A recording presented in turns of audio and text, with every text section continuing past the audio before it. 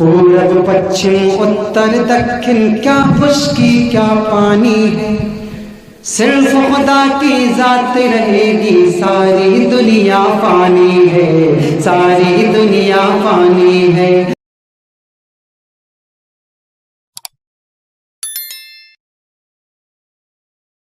الحمد لله نحمده ونستعينه ونستغفره ونؤمن به ونتوكل عليه ونعوذ بالله من شرور أنفسنا ومن سيئات أعمالنا، من يهده الله فلا مضل له ومن يضلله فلا هادي له، ونشهد أن لا إله إلا الله وحده لا شريك له، ونشهد أن سيدنا وسندنا ومولانا محمدا عبده ورسوله. أما بعد فأعوذ بالله من الشيطان الرجيم. بسم الله الرحمن الرحيم. ألم تر أن الله يزجي سحابا ثم يؤلف بينه ثم يجعله ركاما فترى الودق يخرج من خلاله وينزل من السماء من جبال فيها من برد فيصيب به من يشاء ويصرفه عن من يشاء يكاد سنا برقه يذهب بالأبصار. وقال الله تبارك وتعالى في موضع آخر: الله الذي يرسل الرياح فتثير سحابا فيبسطه في السماء كيف يشاء ويجعله كسفا فترى الودق يخرج من خلاله فإذا أصاب به من يشاء من عباده إذا هم يستبشرون. وقال الله تبارك وتعالى في موضع آخر: ألم تر أن الله أنزل من السماء ماء فسلكه ينابيع في الأرض ثم يخرج به زرعا مختلفا ألوانه ثم يهيج فتراه مصفرا ثم يجعله حطاما إن في ذلك لذكرى لأولي الألباب. وقال الله تبارك وتعالى: وأنزلنا من المعصرات ماء ثجاجا لنخرج به حبا ونباتا. وقال الله تبارك وتعالى: وأنا صببنا الماء صبا ثم شققنا الأرض شقا. صدق الله العلي العظيم. میرے محترم بزرگوں، بھائیوں اور دوستوں، اللہ تبارک و تعالی نے انسانوں کی خدمت کے لیے دنیا میں بے شمار چیزیں، بلکہ دنیا کی جتنی چیزیں بنائی ہیں، تمام چیزوں کی اصل یہ ہے کہ وہ انسانی خدمات کے لیے معمور ہیں، چاہے وہ ہوا ہو، چاہے وہ پانی ہو، چاہے وہ آگ ہو، یا دنیا میں دوسری جاندار چیزیں، چرند پرند درند، یہ ساری چیزیں۔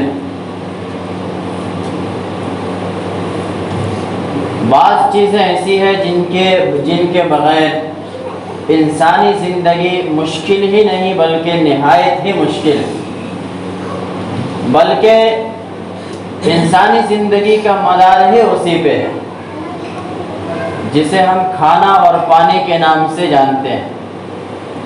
انسانی زندگی کے بقا کے لیے آپ جانتے ہیں کہ کھانا بھی ضروری ہے اور پانی بھی ضروری ہے۔ انسان کو اگر پانی نہ ملے تو چند دنوں تک زندہ رہ سکتا ہے، اس کے بعد دم توڑ جائے گا۔ اسی طریقے سے کھانے کا بھی حال ہے۔ بقیہ دیگر ضروریات ہے، ہوا ہے، اس کے لیے آرام ہے، جہاں تکلیف ہے وہاں آرام کی بھی ضرورت ہے، انسان بیمار بھی پڑتا ہے، صحت مند بھی رہتا ہے۔ آج اللہ تبارک و تعالیٰ کی ایک عظیم نعمت پانی کے متعلق آپ کے سامنے کچھ عرض کرنا ہے۔ بطور خاص اللہ تبارک و تعالیٰ جو بارش برساتا ہے، اس کا کیا نظام ہے؟ قرآن پاک کے اندر بھی شمار آیات ہیں جس میں اللہ تبارک و تعالیٰ نے بارش کے متعلق بیان فرمایا ہے، اور انسانوں کو بارش کا احسان یاد دلایا ہے۔ ہم جانتے ہیں کہ دنیا کی 3/3 پانی سے پر ہے اور 1/3 پہ انسان آباد ہے، لیکن آپ یہ بھی جانتے ہیں کہ جو 3/3 پانی ہے سمندر کا پانی، یہ کھارا پانی ہے، اسے آپ پی نہیں سکتے، اس سے آپ نہا نہیں سکتے، اس سے آپ کپڑے نہیں دھو سکتے۔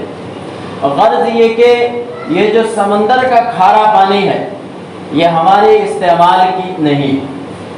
اللہ تبارک و تعالیٰ کس طریقے سے اسی سمندر کے پانی کو میٹھے پانی میں تبدیل کرتا ہے، اللہ کا ایک نظام ہے۔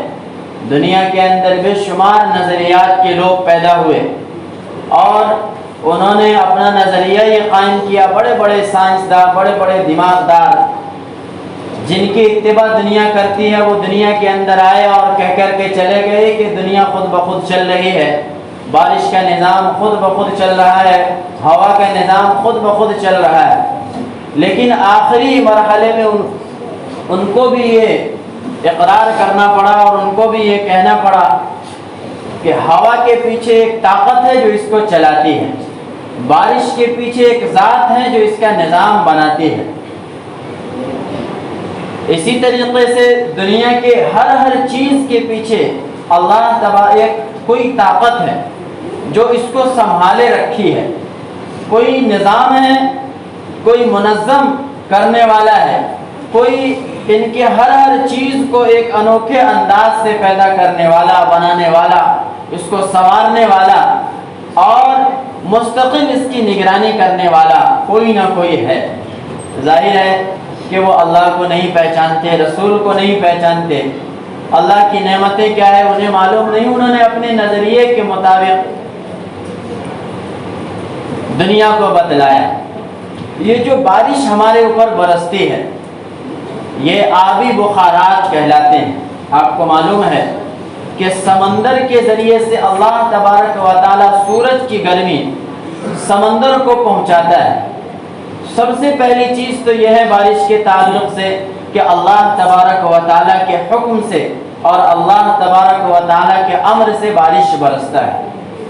اور اللہ تبارک و تعالیٰ نے قرآن پاک میں ایک جگہ ارشاد فرمایا ان اللہ عنده علم الساعة وينزل الغیث، کہ اللہ تبارک و تعالیٰ کے پاس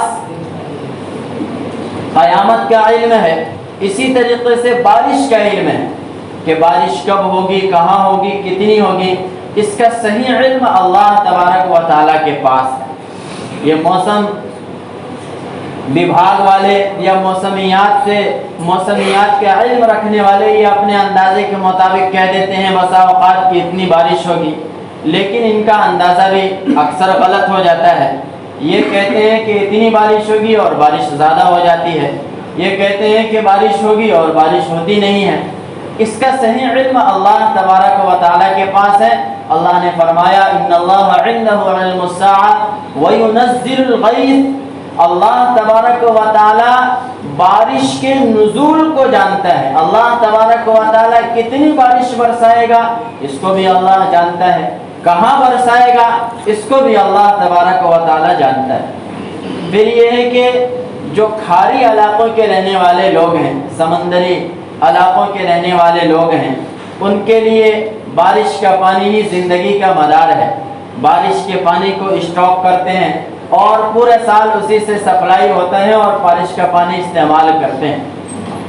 جو لوگ سمندری علاقے کے رہنے والے نہیں ہیں، اللہ تبارک و تعالیٰ نے ان کے لیے یہ نظام بنایا کہ واٹر لیول جس کو ہم کہتے ہیں کہ پانی کو زمین کے نیچے جما دیا، ہینڈ پیپ کے ذریعے یا دوسرے آلہ کے ذریعے زمین سے وہ لوگ پانی نکالتے ہیں اور پانی پیتے ہیں۔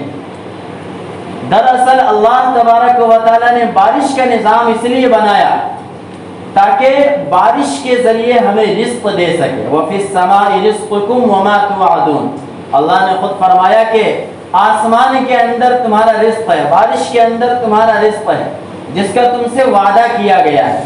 بارش برستی ہے، ہریالی آ جاتی ہے جو جانوروں کا غذا ہوتی ہے، بارش برستی ہے، زمین کو سکون ملتا ہے، جانوروں کو سکون ملتا ہے، زمین کے اندر جو ہریالی ہوتی ہے وہ لہلہانے لگتی ہے، اگر بارش نہ ہو تو زندگی کا نظام درہم برہم ہو کر کے رہ جائے۔ جن علاقوں میں بارش نہیں ہوتی ہیں آپ ان علاقوں کی خبریں پڑھتے ہوں گے کہ گرمی کی وجہ سے لوگ پریشان ہیں، اور جن علاقوں میں بارش زیادہ ہوتی ہے ان علاقوں کی آپ خبریں پڑھتے ہوں گے کہ بارش کی وجہ سے اتنے لوگ ڈوب کر کے مر گئے یا اتنے لوگ بہہ گئے۔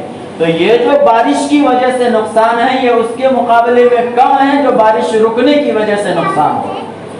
اللہ تبارک و تعالیٰ بعض دفعہ بارش کے ذریعے سے بعض لوگوں کو موت بھی عطا کرتا ہے، ان کی موت کا وقت یہی ہے، بہانہ ہے کہ بارش میں ڈوب کر کے مر گئے، بارش میں بہہ کر کے مر گئے، اتنے گھروں کا نقصان ہوا، اتنے جانوروں کا نقصان ہوا، یہ اس نقصان کے مقابلے میں کم ہے جو بارش رکنے کی وجہ سے نقصان ہوگا۔ اللہ تبارک و تعالیٰ سورج کی گرمی کے ذریعے سے سمندر کے پانی کو بخارات کی شکل میں تبدیل کرتا ہے۔ آپ اس کو یوں سمجھ سکتے ہیں کہ سمندر کے کنارے کبھی آپ گئے ہوں گے تو آپ نے یقیناً دیکھا ہوگا کہ ہوائیں بہت تیز چلتی ہیں عام طور پر سمندر کے کنارے۔ اللہ تبارک و تعالیٰ سورج کی گرمی براہ راست سمندر کے اوپر ڈالتا ہے اور سمندر سے بھاپ کی شکل میں پانی اٹھتا ہے۔ وہ بھاپ کے ذرات کتنے ہوتے ہیں؟ سائنسدان نے اس کی تحقیق کی ہے 0.01، مطلب ایک سے بھی کم، ایک کا آپ 100واں حصہ کریں تو اس کا 100واں حصہ اس ذرات کی شکل میں ہوتے ہیں، اور 0.01 یہ ذرات آسمان کی طرف جاتے ہیں۔ کس کے ذریعے سے جاتے ہیں؟ ہوا کے ذریعے سے جاتے ہیں، اور یہی ذرات جمع ہو کر کے ٹکڑے کی شکل میں بادل بنتا ہے۔ پھر بادلوں کو اللہ تبارک و تعالیٰ آسمان کے اوپر جماتا ہے، اور جو لوگ جہاز کے اوپر سفر کرتے ہیں، قرآنی آیات تو 1400 سال پہلے نازل ہوئی، جو لوگ جہاز میں سفر کرتے ہیں انہوں نے ونڈو سے دیکھا ہوگا کہ جب جہاز بادل کے اوپر چلتا ہے تو ایسا معلوم ہوتا ہے کہ جہاز کے دونوں طرف جو بادل ہے یہ پہاڑ کی شکل میں جمے ہوئے ہیں۔ اللہ تبارک و تعالیٰ ان بخارات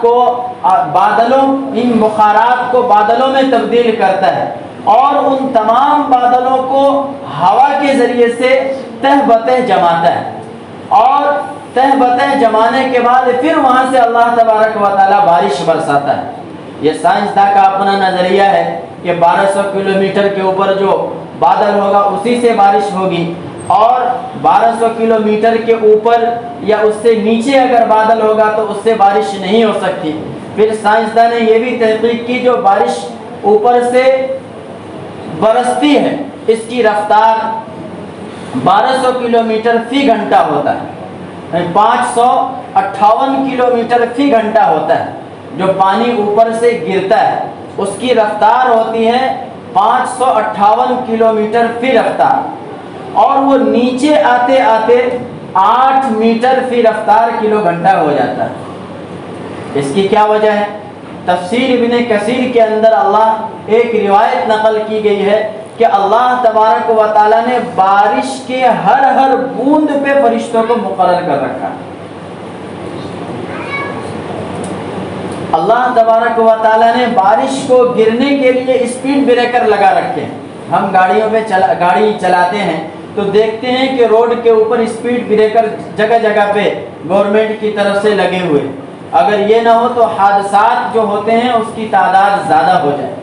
اگر بارش براہ راست بادل سے یا آسمان سے 558 کلومیٹر کی رفتار سے گرے تو ظاہر ہے کہ اگر آدمی کے بدن پر گرے تو آدمی کے بدن میں چھید ہو جائے، اگر چھت کے اوپر گرے تو ظاہر ہے کہ چھت کی حالت خستہ ہو جائے، پترے کے مکانات بنے ہوئے ہیں اگر اس کے اوپر گرے تو ظاہر ہے بلیٹ جو AK-47 وغیرہ ہوتے ہیں اس کی رفتار ہوتی ہے 1700 کلومیٹر فی رفتار، اس سے آدھا یا آدھے سے تھوڑا کم بارش کی رفتار بنتی ہے۔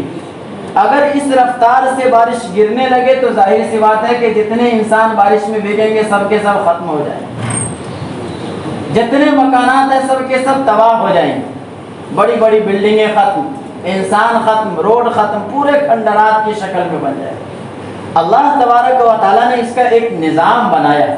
ہم یہ سوچتے ہیں کہ بارش یوں ہی ہوتی ہے، اور خاص طور پر ممبئی والے جب بارش ہوتی ہے تو اس کا خوب لطف لیتے ہیں، اور 4 مہینے تک مکمل بارش ان علاقوں میں ہوتی ہے۔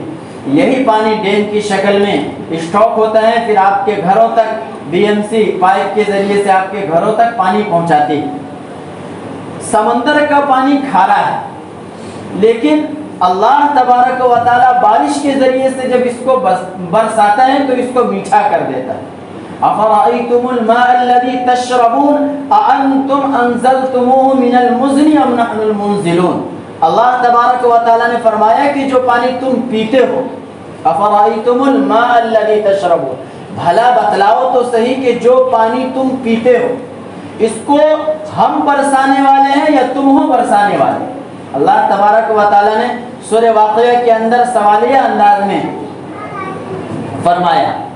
دوسری جگہ فرمایا کہ جو پانی آسمان سے ہم اتارتے ہیں، اگر ہم چاہیں تو اس کو کھارا کر دیں،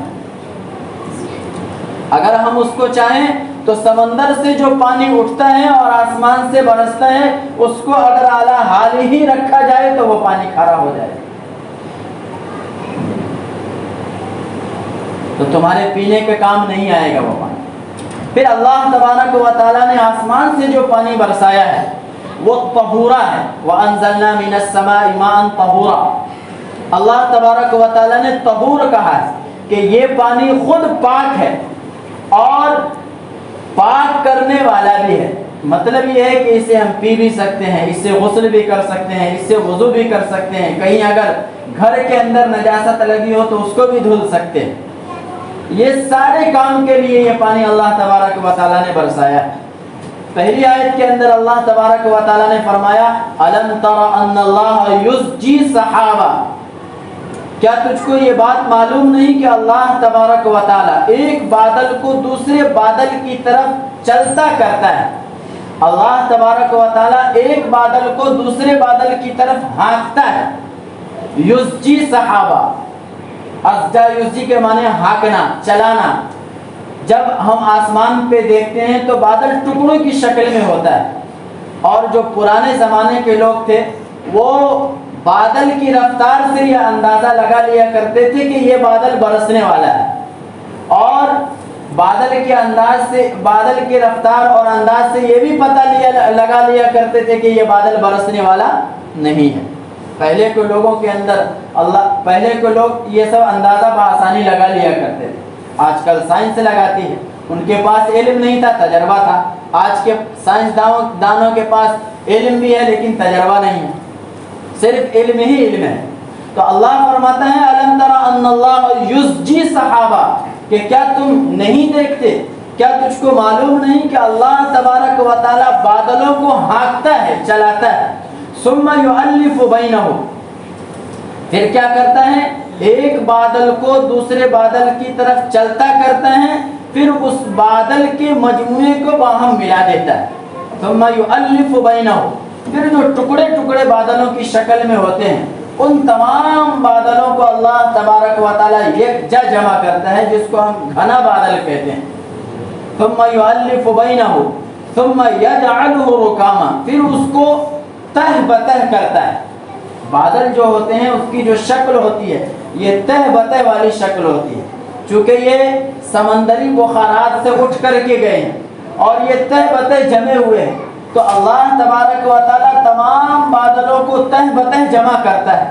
ثم یجعلہ رکاما فترى الودق یخرج من خلالہ، پھر تو دیکھتا ہے، پھر تو بارش کو دیکھتا ہے کہ اس بادل کے بیچ میں سے نکل کر کے آتی ہے۔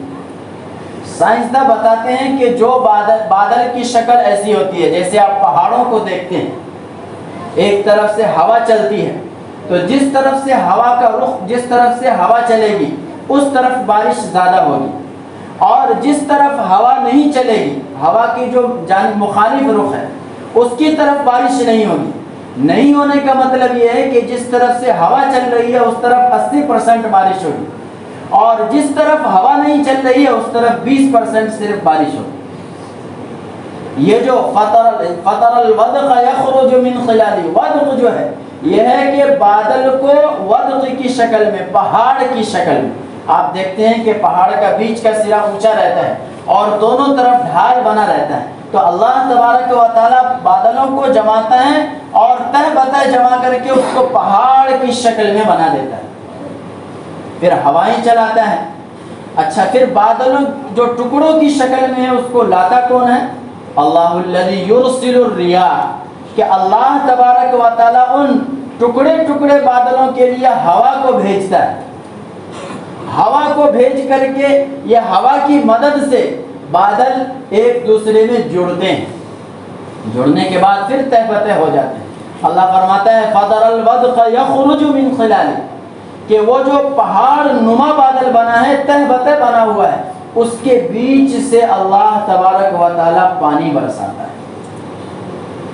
قرآن نے 1400 سال پہلے کہا، سائنس کی ریسرچ آ جائے، اور آج جب جہاز کا سفر ہوا تو اس کے بعد ہم بھی دیکھیں اور آپ نے بھی دیکھا ہوگا کہ اوپر جو بادل ہوتے ہیں پہاڑ کی شکل میں ہوتے ہیں، نیچے کا کچھ نہیں دکھتا، صرف بادل ہی بادل اوپر جہاز سے دکھتا ہے۔ وَيُنَزِّلُ مِنَ السَّمَاءِ مِن جِبَالٍ فِيهَا، پھر اللہ تبارک و تعالیٰ کیا کرتا ہے؟ اس بادل سے، یعنی اس کے بڑے بڑے حصوں میں سے اولے برساتا ہے، بارش برستی ہے، کہیں اولا برستا ہے، آپ نے دیکھا ہوگا کہ برف کی شکل میں اولے بھی برستے ہیں۔ اللہ تبارک و تعالیٰ کہاں بارش برساتا ہے؟ وَيَصْرِفُهُ عَمَّن يَشَاءُ، اللہ تبارک و تعالیٰ جہاں چاہتا ہے وہاں بارش برساتا ہے۔ یہ اللہ تبارک و تعالیٰ کی مشیت پر ہے، اللہ تبارک و تعالیٰ کی مرضی پر ہے۔ آگے فرمایا یکاد سنا برقہ یذہب بالابصار، بارش کے ساتھ بجلیاں چمکتی ہیں۔ یسبح الرعد بحمدہ، سورہ رعد، رعد کہتے ہیں بجلی کو، بجلی جو کڑکتی ہے، اللہ کے غضب سے بجلیاں بھی کڑکتی ہیں اور بجلی بھی اللہ کی تسبیح بیان کرتی ہے۔ بجلی جو کڑکتی ہے اور چمکتی ہے، اگر کسی آدمی کے اوپر آپ نے سنا ہوگا کہ بجلی اگر گر جائے تو وہ آدمی سیکنڈوں میں ختم ہو جاتا ہے، کسی درخت کے اوپر اگر گر جائے تو وہ درخت ختم ہو جاتا ہے جل کر۔ اللہ نے فرمایا یکاد سنا برقہ یذہب بالابصار، اس بادل کی بجلی کی چمک کی یہ حالت ہوتی ہے، ایسا معلوم ہوتا ہے گویا اس نے اب بینائی کو اچک لیا ہے۔ آپ جب بجلی کڑک رہی ہو تو اس وقت اگر بجلی کی طرف دیکھیں تو ایسا لگے گا کہ بینائی ختم ہو جائے گی، اس کی یہ حالت ہوتی ہے۔ یکاد سنا برقہ یذہب بالابصار، کہ اس بجلی کی کڑک کی یہ حالت ہوتی ہے کہ گویا وہ بینائی کو اچک لے۔ اللہ نے دوسری جگہ ارشاد فرمایا اللہ الذی یرسل الریاح، کہ اللہ تبارک و تعالی ہواؤں کو بھیجتا ہے، فتطیر سحابا، تو ہوا بادلوں کو کھینچ کر کے لاتی ہے، فیبسطہ فی السماء کیف یشاء، پھر اللہ تبارک و تعالی بادلوں کو جیسا چاہتا ہے آسمان کے اوپر بچھا دیتا ہے، ویجعلہ کسفا، پھر اللہ تبارک و تعالی بادل کو تہ بتہ جماتا ہے، فَتَرَى الْوَدْقَ يَخْرُجُ مِنْ خِلَالِهِ، پھر دوسری جگہ اللہ تبارک و تعالی نے فرمایا کہ اسی تہ بتہ بادل سے اللہ تبارک و تعالی بارش برساتا ہے۔ تیسری آیت أَلَمْ تَرَ أَنَّ اللَّهَ أَنزَلَ مِنَ السَّمَاءِ مَاءً، اللہ تبارک و تعالی اگر بارش برسا کر کے یوں ہی چھوڑ دیتا تو آپ کو معلوم ہے کہ انسان کتنا پانی اسٹاک کر سکتا ہے، مہینے، 2 مہینے، 4 مہینے، 6 مہینے، لیکن انسان کو ہر روز پانی چاہیے اور دن میں کئی مرتبہ پانی چاہیے پینے کے لیے، ضروریات کے لیے۔ اللہ نے اس کا ایک نظام بنایا ہے، جھیل کی شکل میں، پہاڑ کی شکل میں۔ پھر یہ ہے کہ اتنے پانی کو اگر ایک جگہ اکٹھا کریں، آپ اگر ڈیم پہ جاتے ہیں تو آپ اگر وہاں کی حالت کو دیکھ لیں تو پانی پینا چھوڑ دیں گے، عام طور پر نگرانیاں نہیں ہوتی ہیں۔ اللہ تبارک و تعالیٰ نے کچھ پانی کو جھیلوں کے اندر اسٹاک کیا، کچھ پانی کو پہاڑ کے اوپر برف کی شکل میں جما دیا، پھر وہاں سے پانی رستے رستے پورے سال آتا رہتا ہے۔ یہ جو بڑی بڑی ندیاں ہیں، عام طور پر اس کا سرا جو ملتا ہے میٹھی ندیاں ہیں، اس کا سرا جو ملتا ہے کسی نہ کسی پہاڑ کے اوپر سے جھرنے کی شکل میں آتا ہے۔ اللہ تبارک و تعالیٰ نے پہاڑ کے اوپر برف کی شکل میں پانی کو جما دیا، وہاں نہ کسی جانور کی رسائی، نہ کسی انسان کی رسائی، نہ کسی اور چیز کی رسائی، جنگل ہے پورا، اللہ نے برف کی شکل میں پانی کو جمایا ہے، پانی تاکہ صاف شفاف رہے، لوگ جائیں گے پانی گندا ہو جائے گا، جانور جائے گا پانی گندا ہو جائے گا۔ پھر وہاں کا ٹیمپریچر ایسا ہے کہ کوئی بھی جاندار وہاں زندہ نہیں رہ سکتا۔ ظاہر ہے کہ برف کی سلی کے اوپر اگر کسی کو لٹا دیا جائے تو کب تک کی برداشت کرے گا؟ جب تک کی طاقت ہے۔ اگر مکمل برف کی سلی پہ کسی کو لٹا دیا جائے تو کچھ وقت تک زندہ رہے گا، اس کے بعد ختم ہو جائے گا۔ تو اللہ تبارک و تعالیٰ نے پانی کے بعض حصوں کو پہاڑ کے ٹیلوں کے اوپر برف کی شکل میں جما دیا، جس کو ہم جھرنا کہتے ہیں۔ بارش کے موسم میں آپ جائیں گے تو بعض پہاڑ ایسے ہیں جس سے مستقل جھرنے کی شکل میں پانی آتا ہے۔ بارش تو ختم ہو گئی لیکن جھرنے کی شکل پورے سال باقی رہتی ہے۔ اگر پانی کا اسٹاک وہاں ہو بھی، پھر آپ ذرا غور کریں کہ پہاڑ ہے اونچا ٹیلا، وہاں کنویں کی شکل ہونے کا کوئی سوال ہی پیدا نہیں ہوتا کہ وہاں ڈیم بنا ہوا ہو، کسی نے جا کر کے ڈیم بنایا ہو، یا وہاں ندی بنی ہو اور اس سے پورا سال پانی آتا رہتا ہو۔ آپ جھرنے کے اوپر غور کریں ذرا، اللہ تبارک و تعالیٰ نے برف کی سلی کی شکل میں وہاں پہ پانی جمایا، پھر وہ پانی پورے سال رستا رہتا ہے۔ بعض علاقوں میں اللہ نے یہ نظام بنایا ہے کہ زمین کے اندر پانی کو اسٹاک کیا ہے، بارش ہوتی ہے واٹر لیول اوپر آ جاتا ہے، بارش نہیں ہوتی ہے واٹر لیول اور نیچے چلا جاتا ہے۔ تو کچھ علاقوں میں اللہ تبارک و تعالیٰ نے یہ نظام بنایا کہ بارش کے ذریعے سے زمین کے نیچے، زمین کے اندر پانی کو اسٹاک کیا کہ پورے سال کنویں کے ذریعے سے، ٹیوب ویل کے ذریعے سے یا دوسری مصنوعی آلات کے ذریعے سے پانی نکالو اور استعمال کرو۔ بعض جگہوں پہ اللہ تبارک و تعالیٰ نے جھیل کی شکل بنا دی، جاری پانی جس کو کہتے ہیں، جھیل کی شکل بنا دی۔ آج کل تو کنویں کا رواج بھی نہیں رہا، جھیل کا رواج بھی نہیں رہا، ندی کا رواج بھی نہیں رہا۔ پہلے کے لوگ جھیل سے پانی پیا کرتے تھے اور کنویں سے پانی پیا کرتے تھے، کنویں سے نکال کر کے۔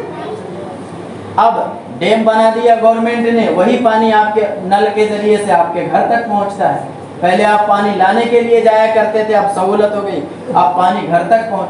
اللہ نے فرمایا أَلَمْ تَرَ أَنَّ اللَّهَ أَنزَلَ مِنَ السَّمَاءِ، کیا تم نہیں دیکھتے کہ اللہ تبارک و تعالیٰ نے آسمان سے پانی برسایا، فَسَلَكَهُ يَنَابِيعَ فِي الْأَرْضِ، پھر اللہ تبارک و تعالیٰ نے اس کو ٹھہرا دیا، يَنَابِيعَ فِي الْأَرْضِ۔ ینابیع کہا جاتا ہے زمین کے مختلف ٹکڑوں کو، جیسے کہ میں نے آپ کو تشریح کر کے بتلایا کہ پہاڑ کے اوپر پانی جمع، جھیل کی شکل میں پانی اکٹھا ہوا، اسٹاک ہوا، زمین کے اندر پانی اسٹاک ہوا، اس کو ینابیع فی الارض کہا جاتا ہے۔ حضرت تھانوی علیہ الرحمہ نے اس کا ترجمہ کیا ہے سوتوں کے اندر۔ اب اس کے اندر ساری چیزیں آ گئی، ینابیع فی الارض۔ پھر اللہ تبارک و تعالیٰ نے عجیب نظام ہے، ثم یخرج به زرعا، اللہ تبارک و تعالیٰ نے پھر اس کے ذریعے سے آپ کھیتی کی پیداوار، اسی کے ذریعے سے، اسی پانی کے ذریعے سے کھیتی کو پیدا کیا، اسی پانی کے ذریعے سے پھل فروٹ پیدا کیے، مختلف طرح کے آیات اگر جمع کی جائے تو بہت ساری آیات ہیں جو صرف اور صرف بارش کے متعلق ہے۔ کہیں اللہ تبارک و تعالیٰ قسمیں کھاتا ہے، والمرسلات عرفا فالعاصفات عصفا والناشرات نشرا، کہ قسم ہے ان ہواؤں کی جو نفع پہنچانے کے لیے بھیجی جاتی ہے، پھر ان ہواؤں کی جو سختی سے چلتی ہے، پھر ان ہواؤں کی جو بادلوں کو اٹھا کر پھیلاتی ہے۔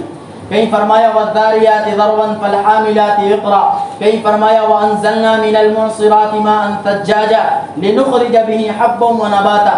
اگر بارش کے متعلق بیان کیا جائے تو گھنٹے 2 گھنٹے کی تفصیل ہے۔ اللہ تبارک و تعالی ہمیں بارش سے صحیح نفع اٹھانے کی توفیق عطا فرمائے، اور اس کے اندر جو سب سے بڑی چیز ہے وہ اللہ کی نشانی ہے، اللہ کی قدرت ہے کہ اللہ تبارک و تعالیٰ انسانوں کے لیے کس کس طریقے سے، کس تدبیر سے اللہ تبارک و تعالیٰ بارش برساتا ہے، پانی ہم تک پہنچاتا ہے۔ اللہ ہمیں عمل کرنے کی توفیق عطا فرمائے۔ وآخر دعوانا